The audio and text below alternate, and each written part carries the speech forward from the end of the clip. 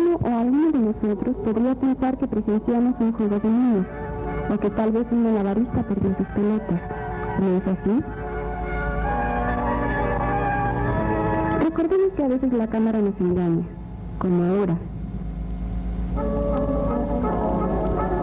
Pero, ¿por qué las gotas se comportan como pelotas? ¿Por qué rebotan?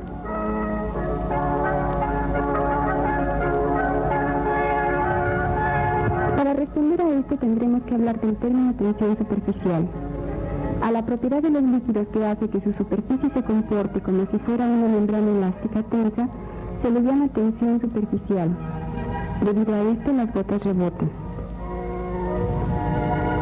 La elasticidad de esta membrana hace que las gotas traten de tomar la forma esférica. Estas esferas son de mercurio. Las más grandes se deforman debido a su propio peso.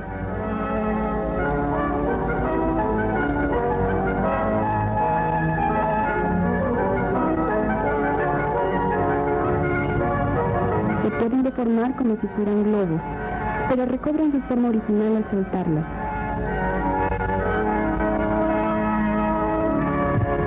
Se utiliza mercurio por su gran tensión superficial.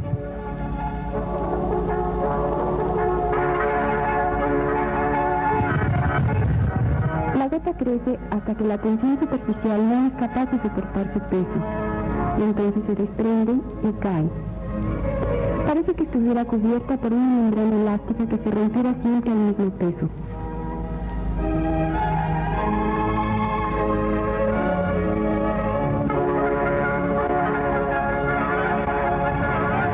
Al llenarse de agua el globo, se deforma de modo semejante a la formación de la gota.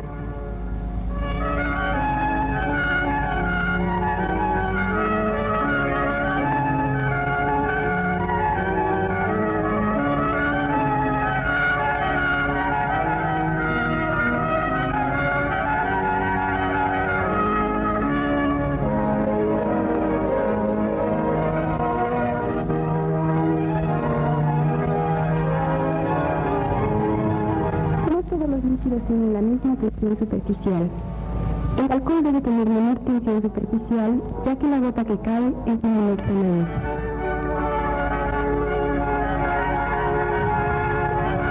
Ahora, observemos un fenómeno en el que se pone de manifiesto lo que acabamos de decir.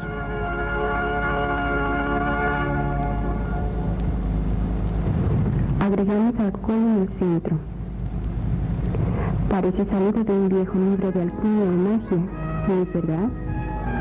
Lo que pasa es que como el agua tiene mayor tensión superficial que el alcohol, lo jala dejando seco el centro.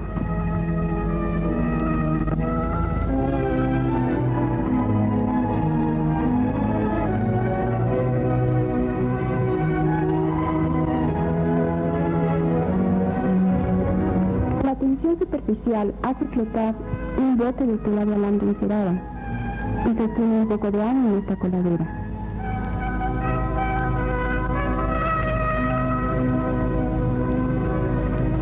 Veamos si un poco de detergente en el agua afecta la tensión superficial.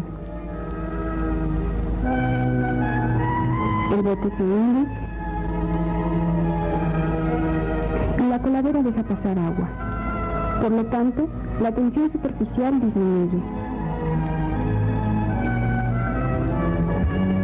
¿Cómo podría explicarse el por qué la superficie del líquido se comporta como una membrana elástica? Una molécula en el interior del líquido es atraída por sus vecinas con fuerzas iguales en todas direcciones.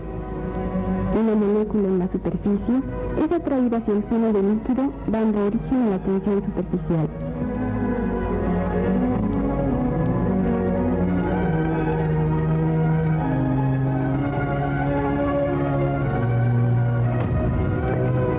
La tensión superficial se puede medir como la fuerza por unidad de longitud necesaria para romper la superficie.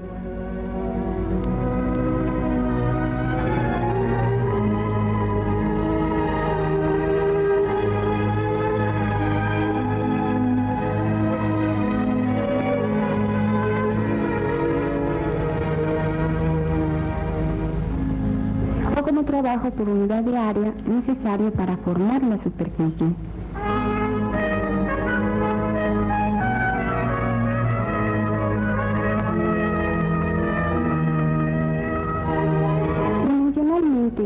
fuerza sobre distancia equivale a trabajo sobre área.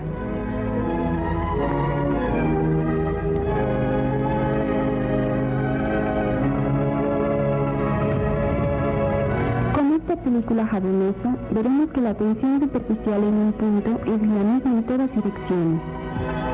Al romper la película dentro de la lazada, esta toma una forma circular que corresponde a la misma tensión a lo largo de toda la periferia.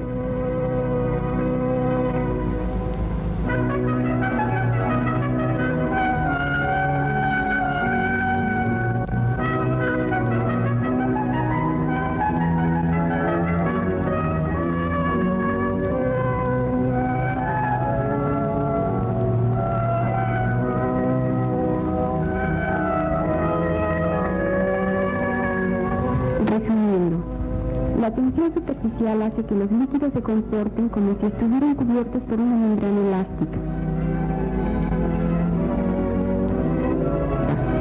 Se mide como fuerza por unidad de longitud o trabajo por unidad de área. Y su valor es el mismo en todas direcciones.